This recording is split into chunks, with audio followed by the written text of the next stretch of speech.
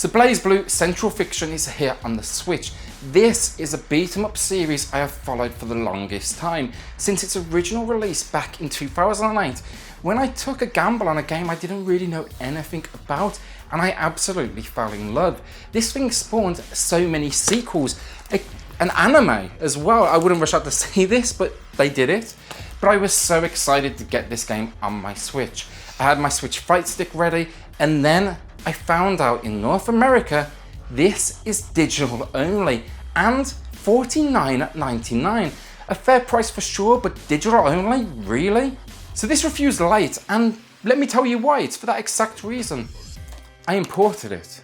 And I have two. So today, we're going to be giving one away.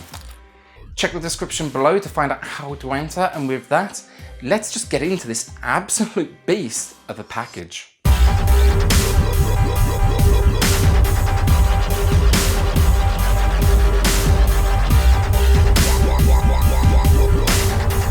So for those that don't know, Blazblue, it's a beat 'em up brought to us by Arc System Works. See Guilty Gear for their expertise level. Where Blazblue has always, in my opinion at least, separated itself is its lengthy story modes and well developed characters. Blazblue, it always kept me hooked to its single player before I ever even approached its multiplayer. It's pretty uncommon for me when it comes to this genre, but I would even go as far as to say here I picked these ones up for the story alone. So Blazblue Centralfiction concludes the Blazblue story, and they really went for it here. They state it takes around 40 hours. That's right, 40 hours to beat it. I found this personally to be more in the realm of about the 30-hour mark, but that's still some serious work put into this tale. Unfortunately, in true Blazblue style, this is not straightforward at all. In fact, at times I was totally lost, but in the end it does wrap up to be a satisfying if somewhat convoluted end to the series. Now be warned, I am a series veteran and I got lost at points, so if you're new here, do some research first on the backstory so you can take the most away from this game, but also just make sure to watch the included optional recap here of the previous games. It's actually over 30 minutes long. The game even warns you in advance that you need to be prepared here to sit on your ass for a while. So I will say this as a warning, Blazblue, it won't always make sense, that's for sure, but it does a nice job of typically looping back. Enjoy the ride, and if you feel lost at times, don't worry. Normally things are going to be wrapped up in the future 30 hours. Now I think it's also fair to say Blazblue is part visual novel, part fighter, with one big story mode, not individual stories for each character. Expect lots of text and anime, and then the occasional fight to make you feel, for the most part at least, like a badass. Now don't let me put you off though, I just want to set an expectation. This is some seriously intense storytelling. Trying to explain the story here is, well, I'm not going to attempt it, but if you like anime, you like fantasy storytelling, a sci-fi undertone, some memory loss, a badass lead character, then I would say this probably has you covered. This then is all glued together with that fantastic 2D combat. Most fans of the genre will find a lot to like with a twist.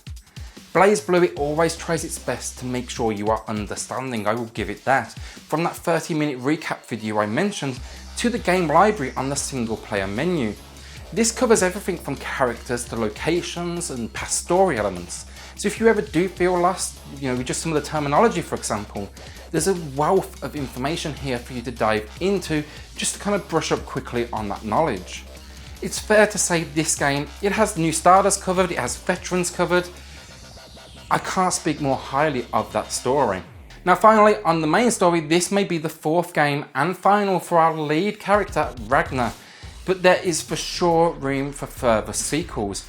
Yes, Ragnar's story may be over, but there's so many more loose ends left to explore here, and I'm really looking forward to the future of this series and where they take it next. If 30 hours of story doesn't quite sound like your thing, which is frankly, it's not for everyone, then don't worry, Blazblue Centralfiction has you covered with arcade mode. Each of the 36 included characters has up to a 3-act mini story, shall we say. Here though, the focus is placed more on the 2D combat with very small amounts of story just to kind of push these battles forward and introduce you somewhat to that Blazblue lore. It's a lot of information. Let's move on to gameplay. So 2D combat, it's here and it's in all its glory, quite frankly. Characters have all the typical mechanics you'd expect from the majority of beat 'em ups: light, medium and heavy attack, typical combinations using the stick, jump, crouch, walk, run, duck, defense. These are the usual tropes of the genre. But then here you also get the drive system. The drive system is actually quite simple. It's an individual ability per character that's activated with the press of the 4th attack face button. Examples of Ragnar's Soul Eater, that thing's badass, Bullet's Lock-On, Makoto's Impact. They're all impressively realised here to add some true visual flair. These are absolutely huge attacks, often with huge risk to pull them off, but it all pays you back, of course, with huge reward. Fortunately again, for those of you new to the series, or even veterans again, Blazblue includes one of the most complete tutorial modes and challenge modes I've seen.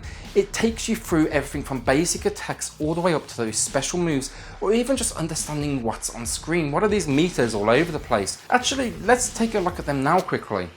So in Blazblue, we have the typical meters to read. Your health bar, self-explanatory. Barrier, which is a heavy defense, but use this at your own risk. While this stops any health depletion, you also run the risk of running empty. If you do run empty, you no longer will have the ability to block at all, and you'll also on top of that take extra damage. Then the heat gauge. This climbs throughout combat. Heavier attacks will drain this, however, so consider this your stamina almost in battle. Finally, we have the burst meter, and this allows overdrive and burst break attacks. Confused yet? There's a lot going on. Well, overdrive increases your attack strength and burst break pushes your opponents away. This is where your tactics start to come into play with this game. Now with 36 characters here, it takes some time to master this complex system, and I'd always suggest just starting with one character. I pretty much started with and stick to Ragnar at all times. And when it comes to the controls for this game, the Joy-Cons work, I'll say that, but if you can, step it up to the Pro Controller. And even then, if you can again, potentially invest in the fight stick, especially if beat 'em ups are your thing. This was honestly just made for this game. Complex controls and inputs, they just become that little bit easier as you're rotating the left stick with a crazy number of button presses to pull off those finishing moves. That arcade stick's really going to make life easier. This thing is quite frankly my baby. Now for those that might be here simply for the enjoyment factor of the story, Blazblue again has you covered with what's known as stylish mode, and that's an understatement quite honestly. This is simplified controls for the masses. Gone are the complicated inputs to look like a badass, and now each face button has a stylish and lethal attack attached to it instead of just those basic light, medium and heavy attacks. And quite honestly, watching these battles just is absolutely insane. Trying to string together some of these combos would be crazy amounts of effort. Finally, for single player, we get Versus mode where you can choose your opponent or go one-on-one with a friend. Grim of the Abyss is essentially wave-based fighting, progressively dialing up the difficulty. Score attack mode where you're fighting for the highest score, and Speed Star mode finally. In Speed Star mode, you have limited time to beat computer controlled characters, and while you don't lose health in this gameplay, it's going to be a true test of your skill. It's also a fantastic way to put into practice the new skills you learnt through that tutorial mode. And like we don't get enough content already, we then get, finally, I'm going to say finally again, I just realised, but multiplayer. And this is where many of you will waste most of your time. While the combat naturally remains the same, I will say online, I've had really no issues with lag or finding opponents, and we have a great community building here. Just don't expect anyone to go easy on you. They won't. This thing is quite frankly brutal. You've got a lot of long-term fans in there, but I think the Switch is probably going to be the best place to start if you're new to the series, because it's less well known here. So let's talk graphics, and it's a beautiful game to look at. It's definitely stylized that some might not like. In game, you're going to get the usual 2D battles we know and love. Pixelation's very, very apparent here on the Switch version, but to me, it didn't do anything to harm the gameplay at all. Movement, attacks, specials, they all still look absolutely epic, and it didn't personally bother me. Finally, with so many characters, the variance here is huge. Part of the enjoyment is simply going through that roster and seeing what visual assault each has in store for you. When it comes to the story mode, expect some great anime as well. True to the past games of the series, I never once felt disappointed with the style presented. It really did keep me locked in for the full 30 hours I invested. Finally, I'm saying that a lot today. The menus and text overlays, it's traditional Blazblue, meaning it can be a little bit Microsoft Word. And at times it's a little bit dated, but overall this is fantastic work in the graphics department. So audio, and for me audio, it's a personal favourite from the series. You know, the character themes are all here. Often it leans towards a rock soundtrack with some orchestral movements in the background, but it really is a great listen. There's very few games out there that it's so instantly recognisable, but also just so heavily infested that they give each character a theme like a great movie. When it comes to those attacks, all important attacks, everything felt just right. Collision, the punches, the kicks, they had the right level of aggression. Specials filled the sound field, and the battles just simply felt very vocal. Unfortunately for sound here, and this is I won't say upsetting, but definitely a bit of a kick.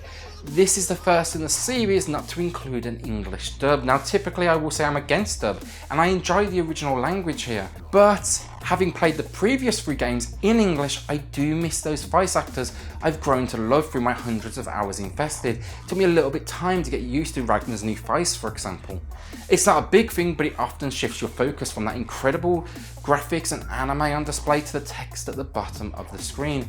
And I wouldn't say it takes away from the game, it's gonna have a slightly different vibe. 30 hours of reading is, it's a big investment. So the final verdict, and let's start with this. Is it obvious I like Blazblue? This, in my opinion, is a masterpiece overshadowed by very few fighters out there. In fact, I'm struggling to think of one. This thing has so much content, it's a completionist nightmare for sure, but isn't that a great thing? I'm so used to getting games that are so feature light right now that this thing just completely blows most away. If you own a Switch and you like the fighting genre, you owe it to yourself to pick this one up. If you enjoy visual novels, then I think there's something in here for you too. This is not a fighting game with a few short story modes for each character. You can play it like that if you want to, but it does have a fully realised world and story for you to jump into. Yes, it's intimidating. Yes, it's definitely confusing, but my god, is this thing rewarding. Today, I'm awarding Blazblue Centralfiction Special Edition a 9 out of 10. Remember to enter the competition below to win a copy of Blazblue Centralfiction, and as a physical copy that's not been available here before in North America, I'm going to be announcing the winner in the comments below on this video and in a video in the next couple of weeks. But if you do want to pick this one up and you're not in the UK or Japan, then go import it. It's going to cost you around the same, maybe actually a little bit less, and I promise you this thing, it deserves that shelf space. We'll see you all on the next video. I'm jumping back into multiplayer.